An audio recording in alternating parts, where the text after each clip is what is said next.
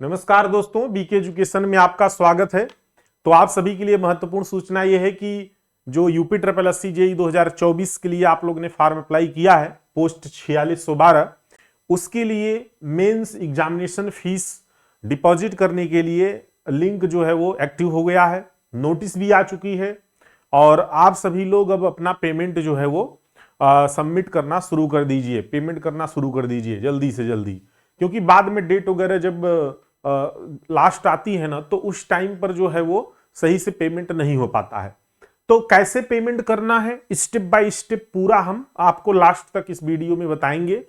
ध्यान पूर्वक इस वीडियो को लास्ट तक देखिएगा, वो इसलिए कि मैं देखा हूं फॉर्म अप्लाई करने के बाद भी लोग पेमेंट सही तरीके से नहीं कर पाए हैं। 2-3 लोग का पेमेंट पेंडिंग दिखा रहा था और अभी भी वो दिखा ही रहा है और उनका शॉर्ट लिस्ट में नाम भी नहीं आया है। ठीक है, तो इसलिए जो है शॉर्ट लिस्ट में जो है नाम उनका नहीं आया तो वो लोग फिर पेमेंट यहां पर नहीं कर पाएंगे, क्योंकि वो लोग क्या है बाहर हो गए। तो इसीलिए आप लोग सही तरीके से पेमेंट करिए ताकि आप लोग का एडमिट कार्ड आ जाए। जो लोग पेमेंट करेंगे उन्हीं का एडमिट कार्ड आएगा। वही लोग मेंस फीस डिपॉजिट करिए मेंस के लिए जिसका शॉर्ट लिस्ट में नाम है। ठीक है, आइए यहां पर स्टार्ट करते हैं। उसके पहले आपको बता दें कि बीके एजुकेशन एप्लीकेशन पर UP triple SC JE civil 2024 Mahakumbh batch, जिसमें technical plus non technical total इसमें वीडियोज, मैराथन क्लासेस और नोट्स सारी चीजें अपलोड हैं। आप लोग इस कोर्स को लेकर, जैसे मान लीजिए अभी नोट्स आपका अधूरा है या नहीं पढ़ पाए हैं, छूट गया है, तो वो नोट्स आप यहाँ से डाउनलोड करके प्रिंट करा के पढ़ सकते हैं। चलिए हम यहाँ पर देखते हैं जो नोटिस आई है। नोटिस जस्ट ये आज ही की नोटिस है ये, और 7 अप्रैल की, और यहाँ पर स्पष्ट रूप से ये कह दिया गया है कि जो आपका अवर अभियंता सिविल मुख्य परीक्षा के लिए शॉर्ट लिस्ट किया गया है। ठीक है, यहाँ पर देखिए 3 मई 2026 को एग्जाम है मुख्य परीक्षा की, सुबह 10 से 12 बजे, उसी के लिए पेमेंट करना है।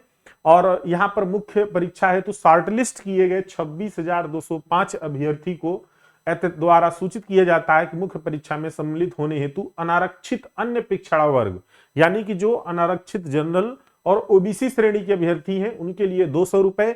यहां पर ये स्पेसिफाई अलग अलग नहीं है कि जो है लेडीज के लिए, यानी कि जो है फीमेल और मेल के लिए अलग अलग पेमेंट होगा, मेल फीमेल के लिए एक ही पेमेंट होगा। यहां पर आपको कैटेगरी वाइज पेमेंट करना होगा। अनारक्षित या अन्य पिछड़ा वर्ग ओबीसी के हैं तो 200 रुपए करना है, अनुसूचित जाति और अनुसूचित जनजाति श्रेणी के हैं तो 80 रुपए करना है ऑनलाइन। ठीक है, ये कैसे करेंगे उसका हम पूरा आपको इसी वीडियो में भी बता रहे हैं, जस्ट स्टेप बाय स्टेप।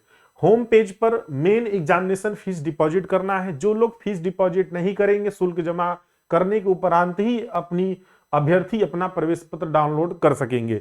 तो अभी देखिए, अभी प्रवेश पत्र तो नहीं डाउनलोड होगा क्योंकि अभी आप फीस डिपॉजिट करेंगे। यहां पर कहा गया है कि जो भी प्रवेश पत्र जारी होगा वो बाद में आपको अलग से पृथक जो है वो वेबसाइट पर एक नोटिस मिलेगा, तब आपका एडमिट कार्ड जो है वो आएगा। अभी सिर्फ फीस डिपॉजिट करना है। आइए, फीस डिपॉजिट करने के लिए मैं आपको थोड़ा सा वेबसाइट पर इसके लेके चलता हूं। वेबसाइट पर जब आप जाएंगे यूपी ट्रिपल एससी के कुछ इस तरीके से, ठीक है, ये आप खोल लीजिएगा। अपने मोबाइल पे भी आप खोल सकते हैं, मोबाइल से भी पेमेंट कर सकते हैं और कैफे से भी करवा सकते हैं। ठीक है, इस तरीके से वेबसाइट खोल लीजिएगा UP-SC-GOV.in, और उसके बाद फिर यहां पर जाइएगा। आप देखिए एप्लीकेशन सेगमेंट पर जाइएगा। यहां पर जो है ऑनलाइन फॉर्म में ही यहां पर दिखेगा मेन एग्जामिनेशन फीस डिपॉजिट। जैसे आप इस पे क्लिक करते हैं मेन एग्जामिनेशन फीस डिपॉजिट पे क्लिक करते हैं, वैसे तुरंत ये नेक्स्ट जो है ये खुल जाएगा, ओपन हो जाएगा, और यहां पर देखिए स्पष्ट रूप से लिखा रहेगा applicant authentication for main examination fees deposition. अब यहां पर आप अपना रजिस्ट्रेशन नंबर डालिएगा। ध्यान रहे, रजिस्ट्रेशन नंबर वही डालना है जो आपका ये जेई वाला जो फॉर्म भरे हैं, यानी कि 8/2024 वाला जो वैकेंसी के लिए फॉर्म भरे हैं जो जेई वाला, वही भरना है। बहुत सारे लोग पेट का डाल के करते हैं और गलत हो जाता है। तो यहां पर जो फॉर्म अप्लाई किया, registration number, date of birth और जेंडर अपना, और यहां पर आप डोमिसाइल यूपी के हैं क्या, कैटेगरी उसको, और फिर यहां पर ये करिएगा वेरिफिकेशन कोड। देन उसके बाद आपको क्या करना है, क्लिक प्रोसीड पर करना है। जैसे आप क्लिक प्रोसीड पर करते हैं वैसे तुरंत ये नेक्स्ट स्टेप में चला जाता है कुछ इस तरीके से। क्लिक प्रोसीड करने के बाद यहां पर आपका देखिए लिख कर बकायदा आता, अपना डिटेल्स जरूर देखते रहिएगा। नाम आएगा आपका और कितना अमाउंट करना है, रजिस्ट्रेशन नंबर आपका आएगा, और वहां पर मेंस एग्जामिनेशन फीस लिखा रहेगा। देन उसके बाद यहाँ पर स्टेट बैंक ऑफ इंडिया पे आपको इस पर क्लिक करना है, यहाँ पर टच कर देना है। यहाँ पर इसको डिक्लेरेशन को जो है वो यहाँ पर टिक मार्क करने के बाद देन उसके बाद आपको प्रोसीड फीस डिपॉजिट पर क्लिक करना है। जैसे आप इस पर प्रोसीड करेंगे वैसे ये नेक्स्ट स्टेप में जाएगा। नेक्स्ट स्टेप जैसे जाएगा तो इस तरीके से पेमेंट रिक्वेस्ट कंफर्मेशन का जो है यहाँ पर खुलेगा टैब। उसमें आपको यहाँ पर बाकायदा आपका जो रजिस्ट्रेशन नंबर होगा, जो पेमेंट करना है, जो नाम है, जो जीमेल आईडी है, जो मोबाइल नंबर है, वो बाकायदा सारा यहाँ पर लिख के आएगा। उसके बाद आप इस पर प्रोसीड करेंगे, देन उसके बाद ये नेक्स्ट स्टेप पे जाएगा। अब यहाँ पर आपको पेमेंट जो करना है किसके थ्रू करना है, जो आप माध्यम अपनाना चाहते हैं वो कर सकते हैं। यानी कि आप कार्ड के थ्रू कर सकते हैं, डेबिट कार्ड, क्रेडिट कार्ड के थ्रू भी कर सकते हैं, बैंकिंग कनेक्ट जो भी है इससे कर सकते हैं, और सबसे बेस्ट हम तो कहेंगे कि आप यूपीआई से करिए, बहुत अच्छे तरीके से जल्दी से पेमेंट हो जाएगा। कार्ड और से करने में प्रोसेस होता है, समय लेता है और कुछ चार्जेस भी एक्स्ट्रा कटते हैं। आप यूपीआई को सिलेक्ट जैसे करेंगे ना, वैसे क्या होगा, यूपीआई सिलेक्ट जैसे क्लिक करेंगे वैसे ये नेक्स्ट स्टेप पर चला जाएगा यहां पर, और यहां पर यूपीआई क्यूआर करके आने लगेगा। यूपीआई पर क्लिक करते ही आप यूपीआई क्यूआर को पे नाउ पर जब क्लिक करेंगे ना तो एक क्यूआर कोड बनकर आएगा ऐसे, और उस क्यूआर कोड को आप देखिए अपने मोबाइल से अगर कर रहे हैं तो क्यूआर कोड को अपने ही मोबाइल से मत स्कैन करिएगा, नहीं तो क्या पता आप इस टैब को बंद करें और फिर स्कैनर की तरफ जाएं तो वो अपने आप हो सकता है लॉग आउट हो जाए या एरर दे दे। तो ऐसा गलती मत करिएगा। कैफे से करवा रहे हैं वो तो करेंगे, वो क्यूआर कोड शो करेगा तो आप अपने मोबाइल से पेमेंट कर दीजिएगा स्कैन करके क्यूआर, और नहीं तो आप एक दूसरे से कर सकते हैं। जैसे आप अगर आप खोलिए दूसरे के मोबाइल में और अपने मोबाइल से पेमेंट कर दीजिए स्कैन करके, उनके मोबाइल में खुला रहे और क्यूआर शो होगा और आप अपने मोबाइल से पेमेंट कर दीजिए इस तरीके से, ठीक है ना। ऐसे क्यूआर आएगा तुरंत, और जब क्यूआर आएगा तो इसमें टाइम भी चलेगा, प्रोग्रेस भी लिखेगा। ध्यान रखना है जैसे स्कैन करके आप पेमेंट करेंगे वैसे ये क्यूआर क्या करेगा, कुछ देर के लिए से दिखेगा आपको, और पेमेंट जब आपके फोन में डन होगा तब ये क्यूआर कुछ देर में, थोड़ी ही देर में, कुछ सेकंडों में अपने आप ये हट कर और तुरंत इस तरीके का ये खुल के आ जाएगा। यानी कि bank transaction detailed update successfully, ठीक है, इस तरीके से शो करेगा आपका नाम वगैरह, और इसको आप स्क्रीनशॉट लेके आप प्रिंट लेके रख लीजिएगा, ये वाला जो आपका निकलेगा, ठीक है। अब ये तो हो गई सक्सेसफुल लिखेगा बाकायदा। जिसके कहे में ये पेंडिंग लिखेगा ना उनको क्या करना है कि वेट करना है 1-2 दिन का, ठीक है। जैसे मान लीजिए आप पेमेंट कर दिए और पैसा कट भी गया और यहां पर पेंडिंग लिखा, ऐसे केस में आपको 1-2 दिन वेट कर लीजिएगा। हो सकता है पेमेंट अपने आप सक्सेसफुल हो जाए, नहीं तो पैसा वापस भी आ जाता है, अब फिर दोबारा पेमेंट करना होगा। लेकिन ऐसी किसी सिचुएशन में आपको दोबारा पेमेंट अभी मत करिएगा। उसके लिए यहां पर एक ऑप्शन दिया गया है डबल वेरिफिकेशन पेमेंट का। अब आपको क्या करना है, वही वेबसाइट पर खोल के जाना है, अभी नहीं, 1-2 दिन बाद आप देखिएगा जैसे आपका पेंडिंग दिखा रहा है तो। बाकी जिसका सक्सेसफुल हो गया उसका कोई दिक्कत नहीं, वो तो हो चुका है।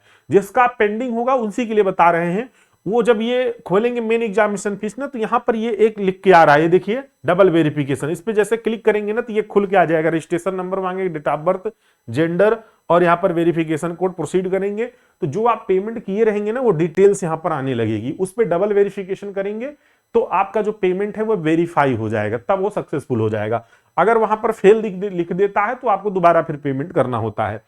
अब यहां पर जरा देखिए, आपको यह भी बता दें कि जैसे अगर आपको अभी मान लीजिए सक्सेसफुल हो गया और आप अभी भी आपको संतुष्टि नहीं मिल रही कि हमारा पेमेंट हुआ है नहीं हुआ, तो आप क्या करिएगा ना, फिर से आप पेमेंट के लिए जाइएगा दोबारा। जैसे आपको लगता है तो आप सारी चीजें ना अभी यहां पर जाएंगे वेबसाइट ओपन करके, ये दोबारा आप करेंगे ना तो देखिए उसमें क्या लिख के आएगा।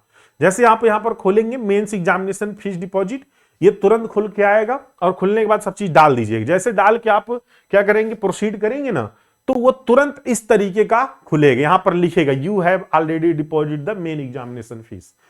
अगर दोबारा आप डाल रहे हैं सारी डिटेल्स और यहां पर लिख रहा है you have already deposit the main examination fees, तो इसका मतलब है कि आपका फीस जमा हो चुका है, अब आपको कुछ नहीं करना है, ठीक है। वो अपने आप सारी चीज आपकी हो गई। और अगर ये नहीं लिखा फिर से फी पेमेंट मांगने लगा, तब तो आपको दोबारा करना है, और नहीं तो आप डबल वेरिफिकेशन कर सकते हैं, ठीक है। समझ में आई बात। अब देखिए जिसको नहीं समझ में आया है वीडियो को रोक कर एक एक स्टेप जैसे मैं बताया हूं, आप भी वीडियो देख देख कर एक एक स्टेप पर कर सकते हैं। कोई असुविधा होती है तो आप कमेंट करिए, कमेंट करके वीडियो कमेंट करेंगे तो हम आपको जो भी रहेगा डायरेक्शन वो बता देंगे, ठीक है। तो इस तरीके से आपको सभी लोग को पेमेंट करना है। जितने भी कैंडिडेट का शॉर्ट लिस्ट हुआ है वो सभी पेमेंट कर सकते हैं। अब रही बात की जैसे अभी आया था कि जो डिग्री होल्डर है उनका पेमेंट का, तो अगर वो पेमेंट करते हैं तो पेमेंट तो एक्सेप्टेड हो ही जाएगा, वो पेपर भी दे सकते हैं। लेकिन यहां पर सिचुएशन ये है ना कि आपका अनावश्यक रूप से पेमेंट होगा, यानी कि 200 रुपए आपका व्यर्थ एक तरह से जाएगा, क्योंकि वो आप डीबी में बाहर हो ही जाएंगे। और अगर इस उद्देश्य से आप पेमेंट कर रहे होंगे कि हम एग्जाम दे लेंगे और उसके बाद फिर मेरिट को हाई कर लेंगे, तो ऐसा भी नहीं पॉसिबल है, क्योंकि आपका जो शॉर्ट लिस्ट जब बाहर होंगे, मतलब डीबी से जब बाहर होंगे, तो फिर से जो है वो सप्लीमेंट्री लिस्ट निकालकर और फिर से बुला लिया जाएगा। तो कोई औचित्य नहीं बनता है, पेमेंट करेंगे और उधर जाएंगे एग्जाम देंगे, तो इस तरीके का डिग्री होल्डर के लिए कोई नहीं। हाँ, अगर कोई नोटिस आगे भविष्य में आता है जो है, तो वो उसके लिए फिर देखा जाएगा, ठीक है, बाकी के लिए नहीं। चलिए, thank you so much. I hope आपको समझ में आ चुका होगा। तो सभी लोग अपना जो है वो पेमेंट करिए। अच्छा, जिसका पेमेंट रुक रहा होगा या एरर आ रहा होगा, परेशान मत होइए, रात में कर लीजिएगा। ज्यादा लोग नहीं पेमेंट उस टाइम करते, बहुत ज्यादा लोग नहीं है, पेमेंट हो जाता। हम भी देखिए एक लोग का किए अभी यहाँ पर, ये सबमिट हो गया बकायदा, ठीक है ना। तो इस तरीके से आप पेमेंट करेंगे तो हो जाएगा। चलिए, थैंक यू सो मच, फिर मिलते हैं, तब तक के लिए धन्यवाद। और सभी लोग एक बार वीडियो को ज्यादा से ज्यादा शेयर कर दीजिए, ताकि लोगों तक पहुंच जाए, और चैनल को सब्सक्राइब कर लीजिए, ताकि हम जब भी वीडियो डालें तुरंत आपको नोटिफिकेशन मिले और जो है आपको सूचनाएं तुरंत मिल जाए। चलिए, थैंक यू सो मच, फिर मिलते हैं, तब तक के लिए धन्यवाद।